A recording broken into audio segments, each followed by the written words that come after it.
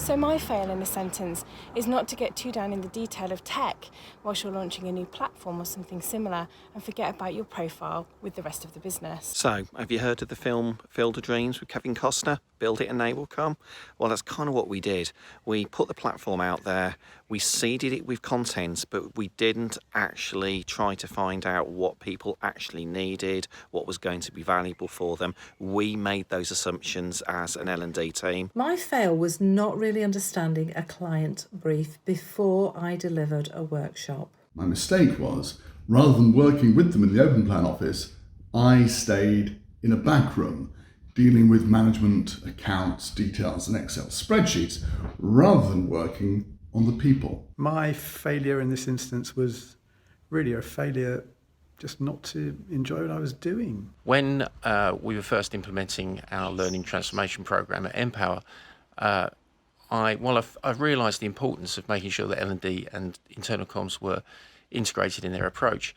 I never really quite managed to get us to work with him on a joint strategy. Focusing on a very particular audience meant that I was thinking in a very small scale, and I didn't realize the potential that this collection had. We needed to organise a navigation system so that users could easily find the content that they wanted and interact with it quickly, but also travel across the different areas. The mistake we made was using those departmental titles, production, technology, journalism, as the main navigation on the site. I actually failed at storytelling, and it had consequences for 10 years in my life. We have so many opinions and comments and distractions. It's very difficult sometimes to know what your gut is actually saying. And where I failed to listen to it, I've made some poor choices or decisions, occasionally in recruitment.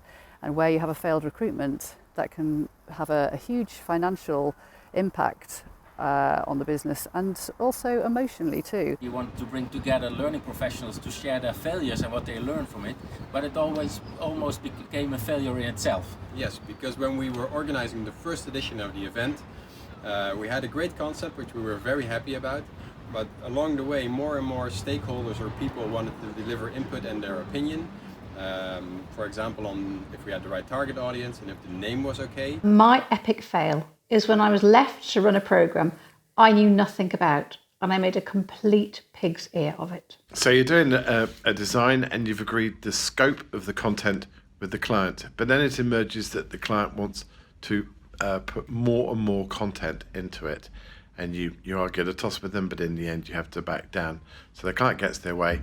All the content is crammed into the course. The whole interactivity and the whole sort of experience is diluted. I used to work for myself, and it's very easy in that situation to end up relying only on yourself. My biggest fail was to hang on to an idea long after its sell-by date, and by long I mean 10 years.